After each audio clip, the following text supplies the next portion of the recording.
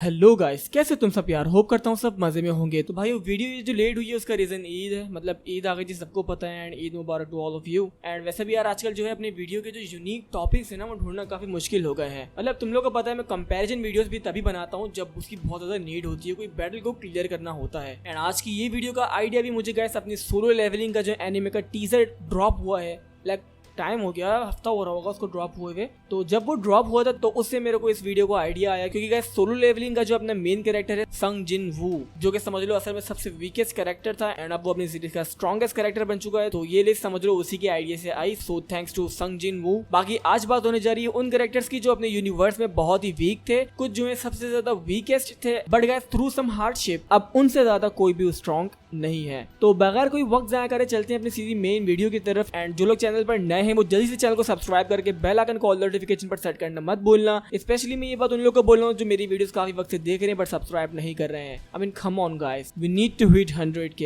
In this year, so come on hit that subscribe button. And now without any further ado, here we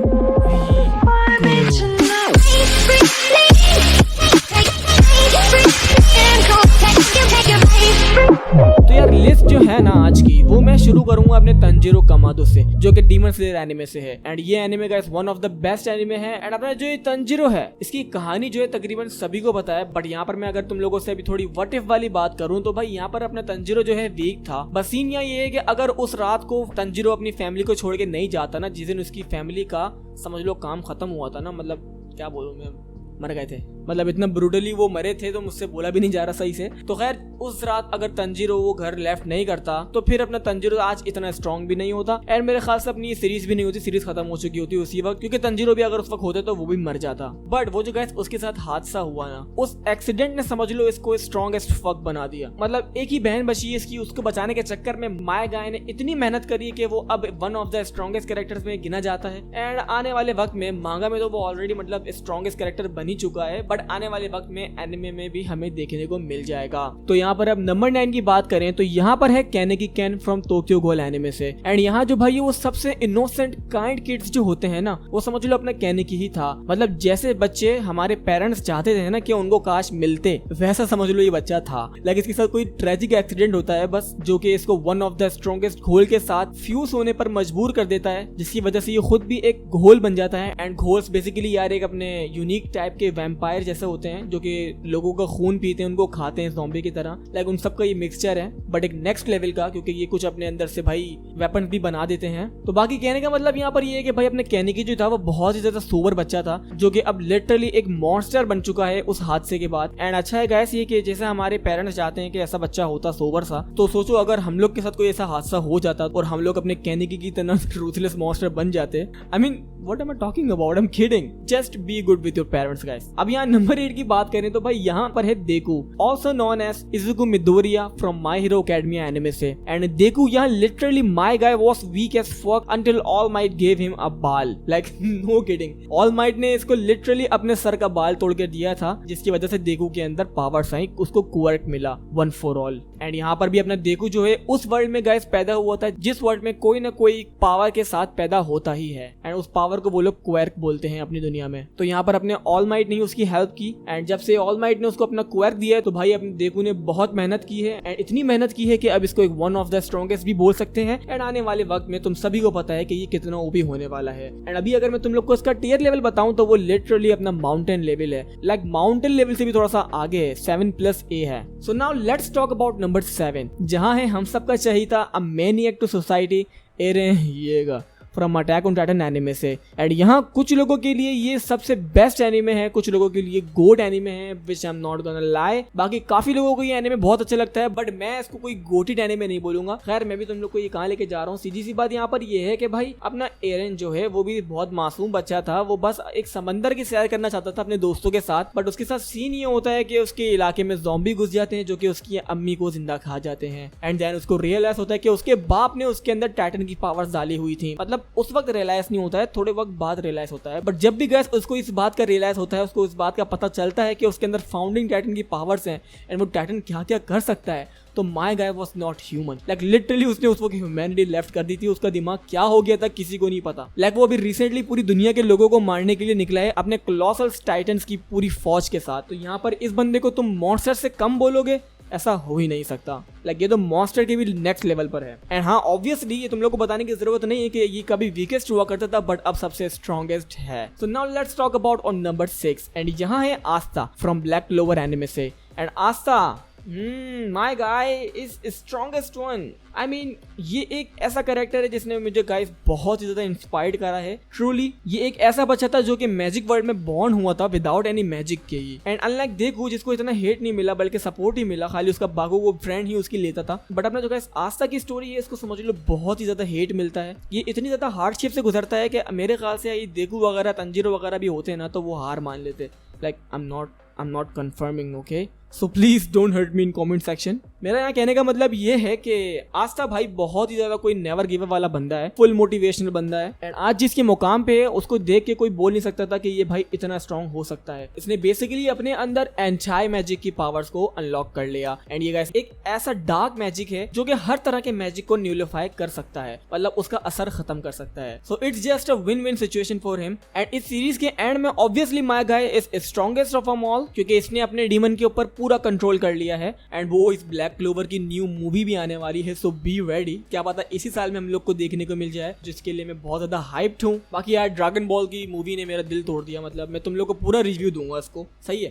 पहले एक बार ये release हो जाए, तुम लोग सब देख लो, उसके बाद ही मैं इसका रिव्यू दूंगा। तो खैर अब यहाँ पर हम बात करते हैं नंबर 5 की, जिस पर है अपना Naruto Uzumaki from Naruto anime से। एंड यहाँ अब मैं तुम सबको बोल सकता हूँ कि हाँ भाई ये एक गोटेड कैरेक्टर है। एंड अगेन मैं तुम लोग को रिमाइंडर दे दूं कि GOATed mean greatest of all time है। इसको तुम एक गोड कैरेक्टर भी बोल सकते हो, एंड ये जिस एनिमे से है उसको भी तुम गोड बोल सकते हो, मतलब बोल कह सकते हो। नारुतो एनिमे का दूसरा नाम ही गोड है। एंड यहाँ पर नारुतो परफेक्टली गाइस इसी टाइप की लिस्ट के लिए समझ लो बनाया गया है। लाइक गाइस इसकी जो रेवोल्यूशन हमें दिखाई है वीकेस्ट टू स्ट्रॉन्गेस्ट की, वो समझ लो कोई नेक्स्ट लेवल की है। माय बॉय लिटरली जब पैदा हुआ था ना तभी से इसके साथ बहुत बुरा होना शुरू हो गया था। लाइक निंजा वर्ल्ड में ये पैदा हुआ था, इसको निंजा की चीजों का एन भी नहीं आता था। इसके बाप ने पैदा होते ही इसके अंदर जिंजूरी की डाल दिया था, मतलब कुरामा जिसको कभी डीमन फॉक्स के नाम से जाना जाता था उसको इसके अंदर सील कर दिया था। एंड फिर उसको एक बूढ़े इंसान के ऊपर छोड़कर उसको अनाथ कर दिया था, मतलब दोनों अम्मा अब्बा उसी वक्त मर गए थे। एंड डीमन फॉक्स उसके पेट में सील होने की वजह से उसको भाई बहुत हेट मिलता है। एंड मैं भी शायद इस कहानी को कुछ ज्यादा ही डार्क करके बता रहा हूँ तुम लोग को। खैर चलता हूँ मैं यहाँ पर सीधे मेन मुद्दे पर, एंड वो ये है कि भाई नारुतो भाई जितना वीक था ना तो वो आज उतना ही ज्यादा स्ट्रॉन्ग है। लाइक रिसेंटली अपने ब्रियान मोड में ये बंदा सबसे स्ट्रॉन्गेस्ट शिनोबी है अपने ही यूनिवर्स में। Yes obviously. सो गाइस जितना आज नारुतो ने दर्द एंड हेट एंड जितनी भी मतलब सारी worst of the worst things है ना वो सब जो झेली है इसने, वो आज सब बराबर हो गई हैं। लाइक उसके दिल का हाल तो हम नहीं जानते, वो एक फिक्शनल कैरेक्टर है, बट जिस तरह हमें दिखाया गया है उस तरह से हम ये बात बोल सकते हैं कि हाँ भाई अब नारुतो जितना भी प्यार डिजर्व करता है वो सब उसको मिल रहा है। उसको अब हर किसी ने रिकॉग्नाइज कर लिया है अपनी आंखों में, एंड वो एक बहुत ही ज्यादा रिस्पेक्टफुल कैरेक्टर बन चुका है। सो अब यहाँ पर बारी आई है मेन कैरेक्टर की, जिसकी वजह से आज की ये लिस्ट पॉसिबल हुई। And guys you got the idea कि मैं किसके बारे में बात करने जा रहा हूँ। यहाँ पर मैं अपना लिटरली और कोई नहीं संग जिन वू पर बात कर रहा हूँ। यस जो कि अपना सोलो लेवलिंग एनिमे से है, एंड जो कि कभी कोई सबसे वीकेस्ट हंटर हुआ करता था इस एनिमे का। एंड अगर मैं तुम लोग को ज्यादा स्पॉइल ना करूं, बस कुछ मेन पॉइंट्स बताऊं, तो इस एनिमे में बेसिकली डंजन्स होते हैं जिसके अंदर घुस के उसके अंदर के ऑब्स्टिकल्स एंड जितने भी थ्रेड्स वगैरह होते हैं उन सबको खत्म करना होता है। एंड ऐसे भाई बहुत सारे डंजन्स हैं वहां पर, एंड जिस भी डंजन्स में आज तक अपना संग जिन वो घुसा है उसमें समझ लो वो मरी हुई हालत में निकला है और किसी न किसी की हेल्प की वजह से बच निकला है बस। तो यहाँ पर सीन ये है कि एक दिन ऐसा होता है कि भाई ये डंजन में फंसे हुए होते हैं, बट एक और डंजन इनको देखता है एंड उसके अंदर ये घुसते हैं। एंड उसके अंदर घुसने के बाद जितने भी इसके साथ जो लोग होते हैं वो सब तो मारे जाते हैं बहुत ब्रूटली, बट ये भाई अपने ग्रीक मिथोलॉजी में कुछ ज्यादा गुस्सा होता है। एंड वो जो अंदर के उसके स्टैचूज थे ना वो समझ लो कुछ ग्रीक मिथोलॉजी से रिलेटेड थे, जिसकी वजह से वो उनकी थोड़ी बहुत मूवमेंट समझ पा रहा था। तो भाई उसने वहां पर दिखाई अपनी करेज, उसने अपने दोस्तों को बचाने के चक्कर में अपनी जान देना चाहिए, उनसे वो लड़ना चाहा, बट तुम्हें पता वो कितना वीक था, इसलिए वो नियरली मरने ही वाला था। तभी जैसे वो मरने वाला वाला होता है उसके सामने लिखा हुआ आता है कि भाई तुमने अचीव कर ली है आज की क्वेस्ट जो कि थी करेज ऑफ वीकेस्ट। समझ रहे हो ना, मतलब उसको बहादुरी दिखानी थी अपनी कमजोरी की, मतलब जितने भी कमजोर है बट उसको बहादुरी दिखानी थी एंड उसने वो दिखा दिया। तो गाइस इस वजह से उसको गाइस प्लेयर बना दिया गया एंड जो प्लेयर जब से वो बना है तो भाई उसके पास बहुत सारी पावर्स आ चुकी हैं। आई मीन मैं तुम लोग को बहुत ज्यादा शॉर्ट करके बता रहा हूँ, जितना भी फन था वो सब मैंने तुम लोग को बात के लिए छोड़ दिया है। ये एनीमे जब आएगा समझ लो धमाका करने वाला है, तुम लोग खुद देखना अपनी आंखों से। बाकी यहाँ पर मैं तुम लोग को इसकी स्ट्रेंथ का अंदाजा बताऊं